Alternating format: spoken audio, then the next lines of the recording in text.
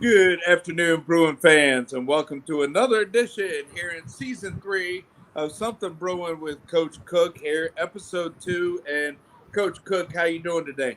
Hey, I'm doing pretty good. How are you, Mark? Hey, I'm doing great, and let's start off with the last week's home opener. There, we started, Thursday here since school is was not in session yet, and opened up there against Menchville. Yes. The guys were challenged last week. Our coaching staff were challenged last week, and that was that we improved from a week ago. Almost a week ago when we had our first scrimmage, but game like versus IC Norcom, and they did a pretty good job. We did see improvement as a coaching staff. The kids did see improvement as development throughout the week and the game plan we installed, and I can't be upset with that. As long as we're getting better, that's all that matters. Yeah, and I would like to point out here with the three scoring drives there for us. I mean, we had a 92-yard run, a 44-yard run for touchdowns, and then 40 plus yard pass play for a touchdown. So the names there with Bain scoring twice and Cook to Cook, but then also it also starts with the offensive line. Absolutely. Our guys competed well. Cook did a very good job improving from a week ago. Those are the individual accolades that we always see in the paper. Ultimately, the guys, the O-line did a phenomenal job. We said Baines, right? He Yeah. did a great job opening up the pass game by, running the ball very well. And then obviously Derek did a great job just managing the game, but also still being an impact player.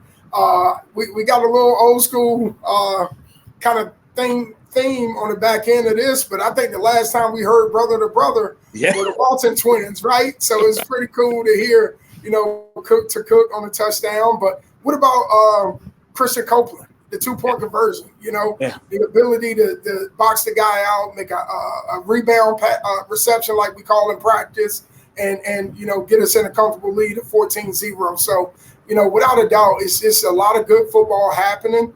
I can't wait to see these guys really sink and gel to where they will be in the near future. Yes, and the thing is, so with those three scoring plays, and the two scoring plays that were 40 plus yards, the one 92-yard run, so up 21-0.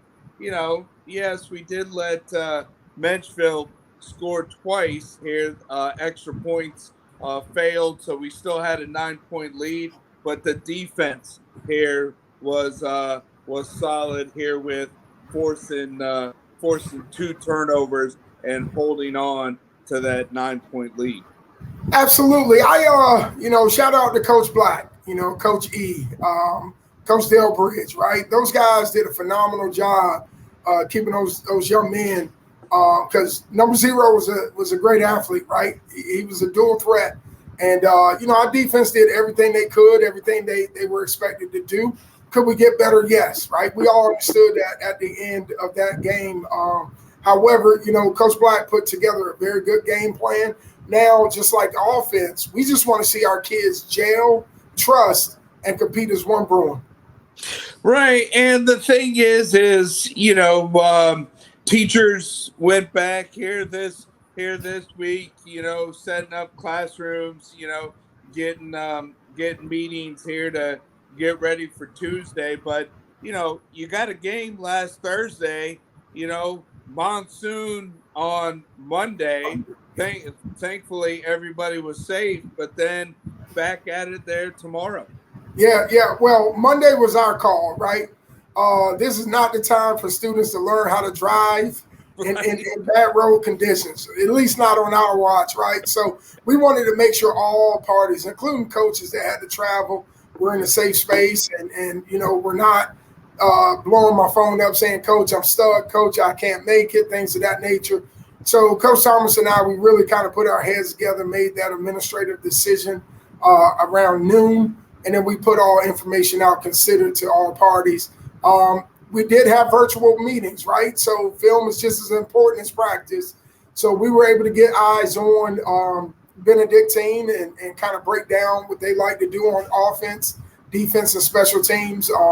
And then, Tuesday we had a practice where it was very, very warm. It was extremely warm yesterday, but our kids fought through it. We knew we needed that physical practice. And then today, now we're battling thunderstorms, right? This is 757 for you. You're getting all seasons. But, we're not going to complain. We don't make excuses. We just go to work and get our guys as prepared as we can. And tomorrow we got to line down no matter what.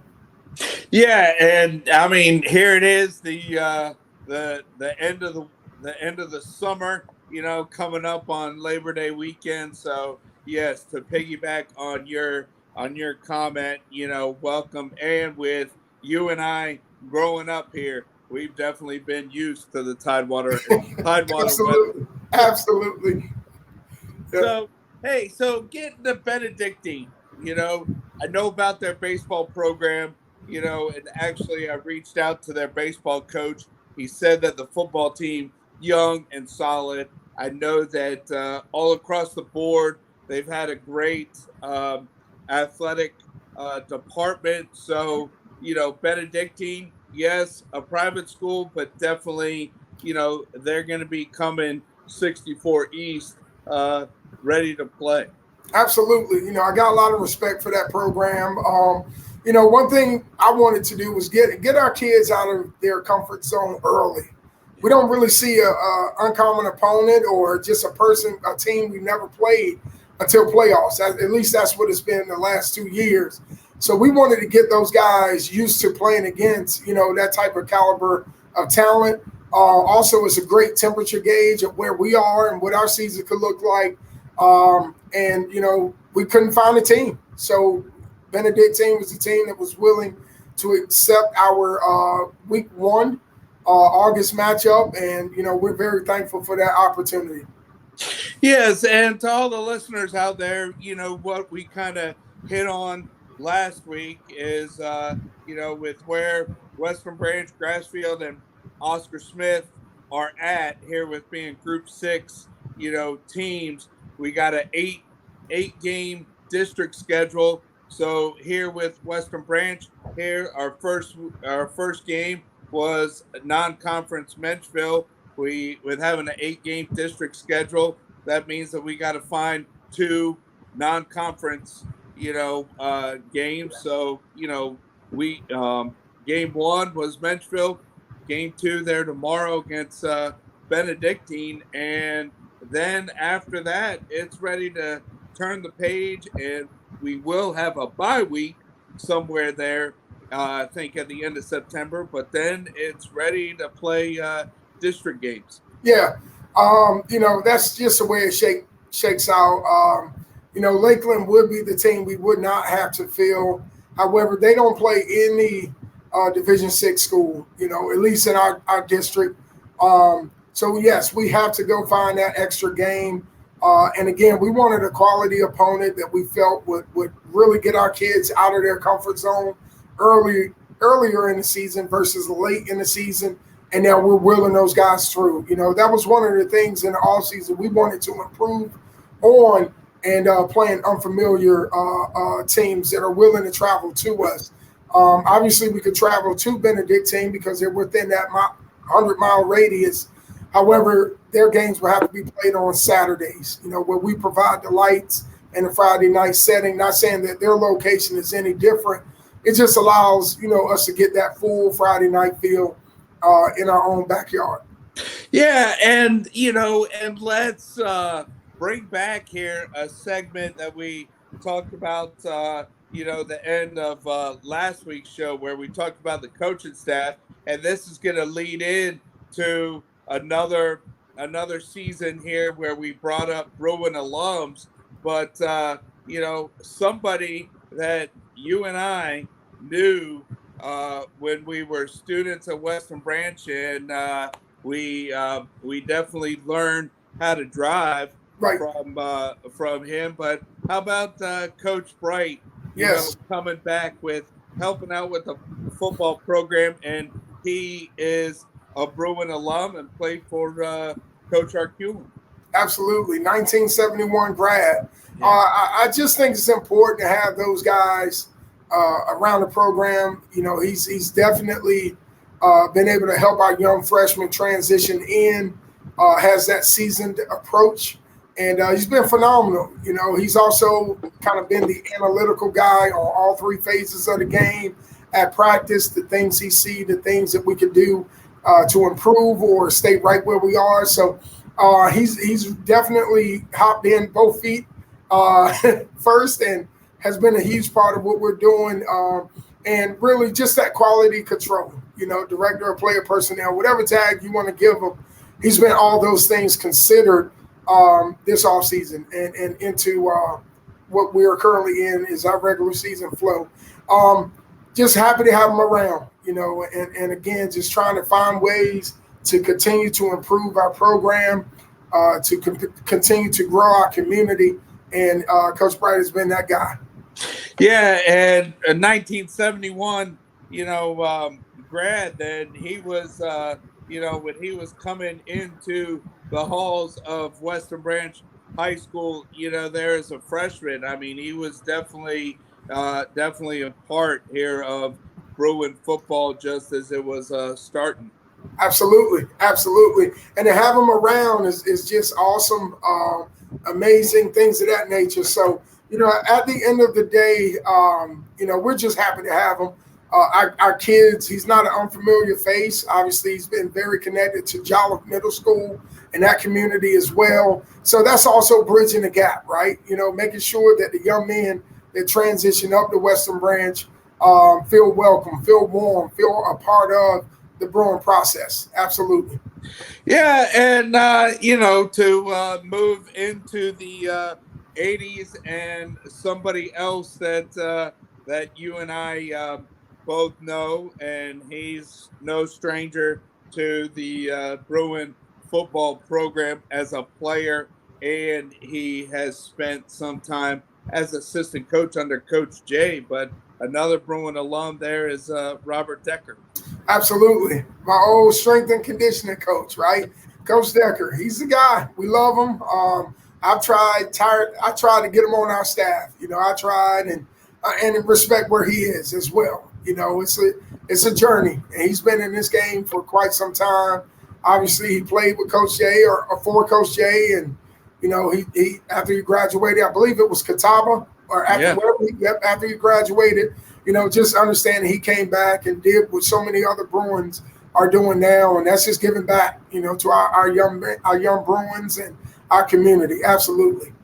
Yeah, and I mean, I know where he's at, teaching, and I think he's got a connection here with, but hey, you never know, because he could definitely pick up his bike and ride to Brander Stadium. Absolutely. And and I know, and he knows the door is always open. Always. We would love to have him even around, but yeah, a phenomenal person, and has been a huge supporter when I got the job and just throughout the process of everything considered Western Branch. And to me, he's a guy that knows what it looks like. He's been around the game as a coach for so long and also playing it that, all the times that we have a chance to have a conversation, he says, Rashad, keep doing what you're doing, buddy. You're doing the right thing. Yeah. That was my best impersonation of him. Yeah, and and the last one here that we want to highlight here on today's episode, and this Bruin alum played with your cousin, their Vince Hall, but a 4-year starter. This guy was under center for Bruin football. Ryan Pond just Yeah. throwing, a little bit just under 6,800 passing yards, 6,795 yards, but definitely was one of the leaders that led Western Branch to a regional championship and a state semifinal game where I think the quarterback of CD Hilton was an Overton kid. Or Yep, absolutely, absolutely. I mean, the connection is the connection, right? But yeah, Ryan Pond, man, just one of those great high school careers. I had a chance to see it from afar. Obviously, I was in college during the time and transitioning out. But what a career! You know, the number you throw out, 6,700 plus. Just get a man 300 and tap it off at 7,000. But what a career! Like under that system, you know, Coach Day adapted. Once most of us have left, that laid the foundation. That's pretty cool. You know, pretty awesome. Yes, and to all the Bruin football alums, don't worry, Coach Cook and I, we put our heads together. We'll pick three names, next week, and we're still early here in season 3 of Something Bruin. So we'll put our heads together and pick 3 more names there for next week's. Absolutely, So, absolutely. But shout out to all the alum. Let's do that first, right? Oftentimes when you shouting people out, you miss one or two. So we want to give all that Bruin love to everybody. I want to give a big shout out real quick to Deshaun Dixon, right? It's opening week coming up. So him representing Western Branch High School and Norfolk State respectfully, as a pro, we always want to celebrate those guys. And Dre Wise too, right? Dre Wise, second career in the league, right? That's right. Yeah. There you go. We got a Bruin that's not even going to be, one of the 53, but then another Bruin alum, that went from college back to one of his former, NFL teams and a position coach there in the Motor City. And I think to stick with Thursday night, I think his team opens up next Thursday against the Chiefs. Wow. Yep. I believe you, and I'll find that out. And Dre, just know I'm gonna shoot you a text, man. Right. Definitely, absolutely.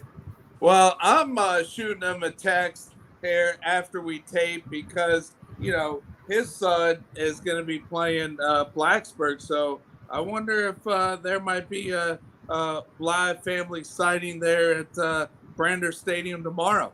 Right. Who knows? We will see. We will see. I tell you, I think the weather's going to be okay for us tomorrow. I believe it clears out or at least moves on from our area around 3, I believe from 12 to 3, maybe 4 or 5 o'clock. It should be, kind of moving on. But it's football. It's all weather, all seasons. We got to be able to be prepared to play in anything. And, that's the game we love.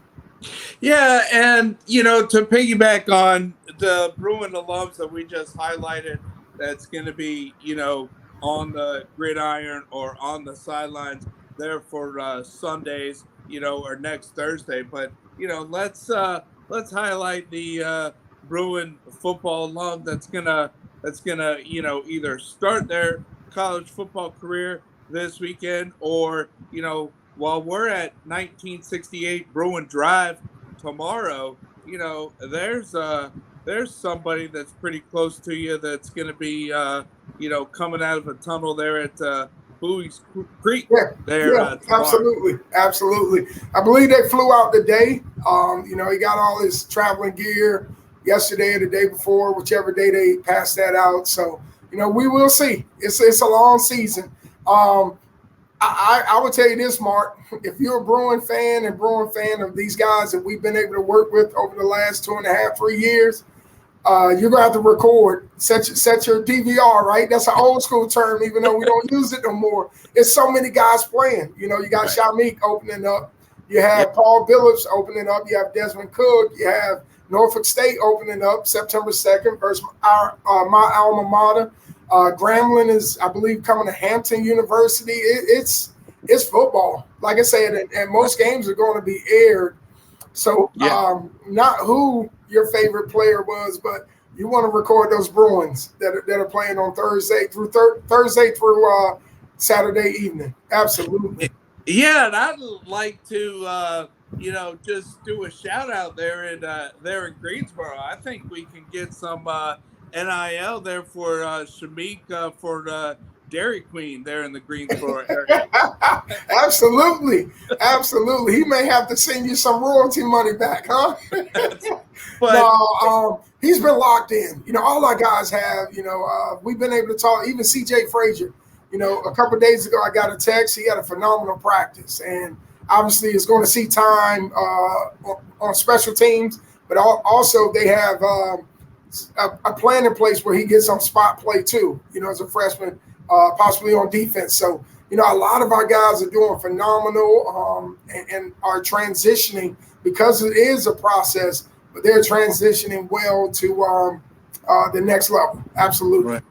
Right, and with Norfolk State, Virginia State, I mean their baseball programs, Yes.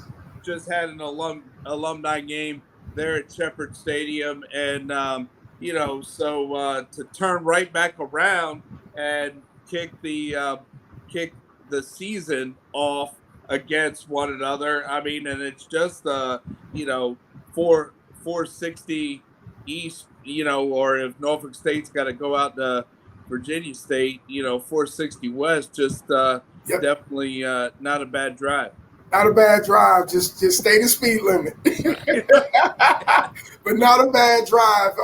It's good to see it. It's good to see the rivalry come back. It's good to see both schools compete against each other. We understand there's a difference in scholarship by division, but sometimes you throw all those things out. You throw out the numbers, and it's just a backyard brawl. So I hope it's a good football game. Coach Oldham has done a phenomenal job, working with Norfolk State and developing that program.